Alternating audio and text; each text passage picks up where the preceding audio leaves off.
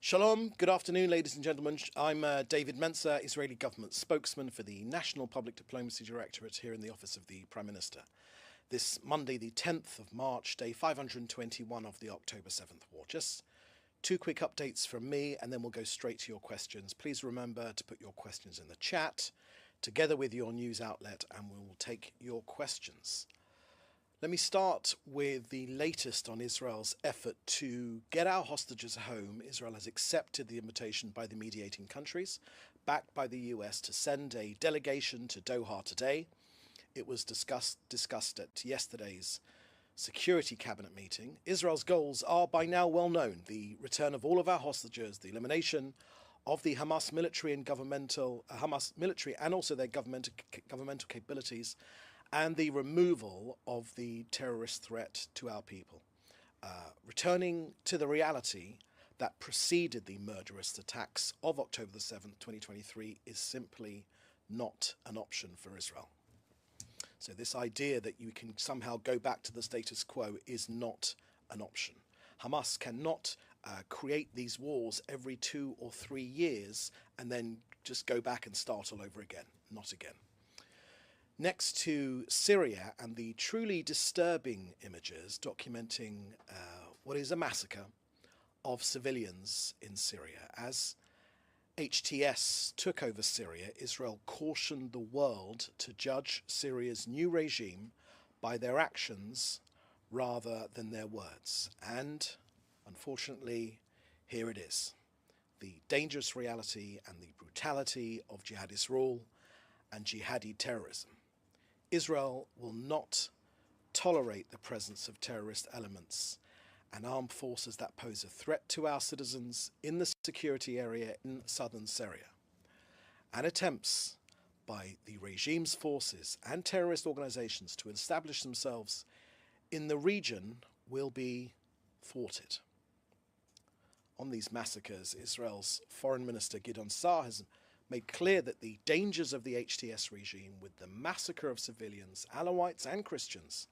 This weekend, Mr. Sa'ar has urged world leaders and European countries in particular to raise their voice against these atrocities. Now, when it comes to the Druze, Israel is prepared to defend, if needed, the Druze population in Syria from the forces of this new regime. We will not allow any harm to the Druze population.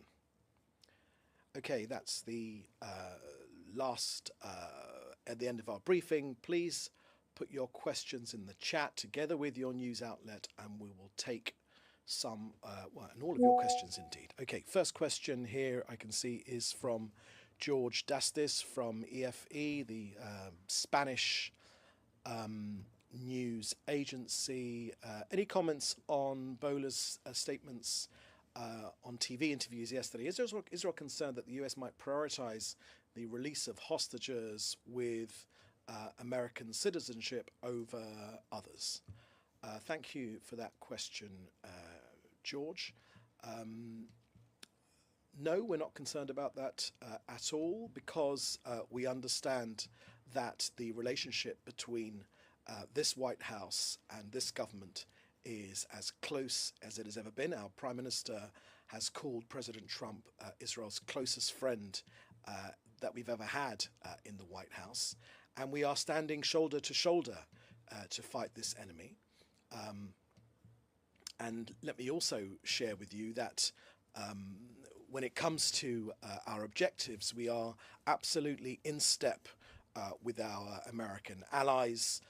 President Trump has been crystal clear, and we believe that together with Israel, with Jerusalem and Washington, D.C. standing side by side with no daylight between our two countries, that we will be successful in getting our hostages out, removing the terrorist threat from the region, from Gaza in particular, and ensuring that Hamas, whether their governing or their military capability, will no longer be in charge in Gaza. Another question here from Enes Canley from the Anadolu agency. With the fall of the Bashar Assad regime in Syria, Iranian dominance in Syria, which Israel perceived as a national security threat, has decreased dramatically. We see Iranian officials making statements opposing the new administration in Syria. Similarly, we hear Israeli officials rejecting the interim administration in Syria. What is your take on Israel and Iran sharing similar views, finding themselves on the same page about a regional affair, especially as contested in Syria? Thank you for that question, Enes from the Andalou agency. I don't think there's a question of Iran and Syria being on the same page. Look, Israel as a country has nothing whatsoever against the people of Iran. In fact, we both share two very ancient cultures and history, and there's no reason for our two countries to be enemies. It is the regime in Iran which has caused all the problems here. They subjugate their own people, and never mind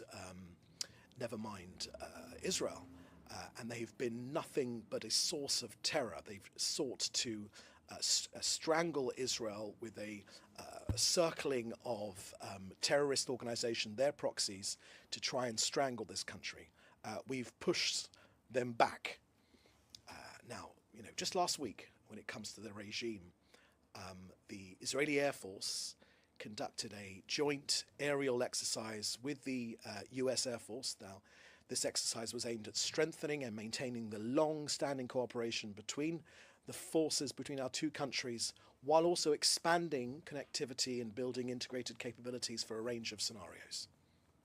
Now, as part of this exercise, Israeli F-35Is and F-15Is aircraft flew alongside a US B-52 strategic bomber. During the flight, the forces practiced operational coordination between the two militaries to enhance their ability to address various regional threats. Now, this cooperation is absolutely key to the IDF and CENTCOM, which is the US Central Command, and it reflects the strategic alliance and close ties that continue to develop and strengthen between our two countries over time. Now, let me flesh out some of the arguments about Iran, because we've made clear over the years that we have no argument whatsoever with the people of Iran, but the regime cannot be allowed to achieve a nuclear weapon. President Trump agrees with this. Israel supports President Trump's maximum pressure campaign. It was working before it was interrupted. That means crippling economic sanctions, a credible military threat to counter Iran's nuclear ambitions. And now this strategy has deterred Iran until that pressure was removed. So from Israel's perspective, we welcome the restoration of the maximum pressure campaign. And it's clear from the recent visit of our Prime Minister to Washington, D.C. Indeed, President Trump welcomed our Prime Minister as the first foreign leader to Washington, D.C. on his second term, because they see eye to eye when it comes to the Iranian nuclear threat. So these maximum pressure policies should be restored. They are being restored, and it's Israel's long-standing position that Iran must never be allowed to develop nuclear weapons, and Israel will do whatever it takes to prevent that. Okay, that's our last question here today. Thank you for joining us. We'll have another briefing, no doubt, very soon. In the meantime, if you have any other questions, or we can be of any assistance, or if there are interview requests, please get in touch in the usual way. So please do stay safe, and we'll see you next time. Thank you very much. Bye-bye.